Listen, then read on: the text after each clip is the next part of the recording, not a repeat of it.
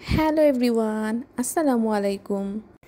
So কিছুদিন আগে আমি এই শোপিসটি বানিয়েছিলাম। পুকুর আর হাঁস বানানোর পর দেখি যে আমার কাছে গ্রিন কালার ছিল না, তো কাজটা আর কমপ্লিট করতে পারিনি। তো আজকে আমি ভাবলাম যে কিছু ঘাস এবং মাশরুম বানিয়ে অ্যাড করে দিই। আজকে শরীরটা একটু খারাপ লাগছে, তাই ভয়েস ওভার দিতে একটু কষ্ট হচ্ছে। যদি ভুল হয় কেউ কিছু মনে করবেন না। এখন আমি মাশরুম বানাবো। ছোট ছোট করে দুটো মাশরুম বানিয়ে নিচ্ছি।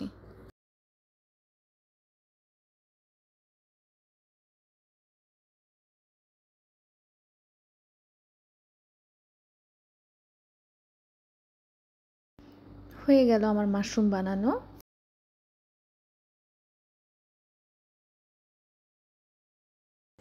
এখন আমি গ্লুয়ের মাধ্যমে সবগুলো লাগিয়ে দিব।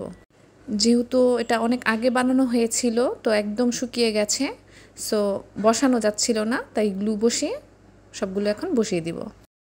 এখন আমি পদ্ম পাতা এবং পদ্ম ফুল বানিয়ে বসিয়ে দিব। পুকুর এবং হাঁস দুটো যেহেতু আমার আগেই বানানো ছিল, তো আরেকদিন আমি হাঁস বানিয়ে দেখাবো যে কিভাবে আমি হাঁস দুটো বানিয়েছি।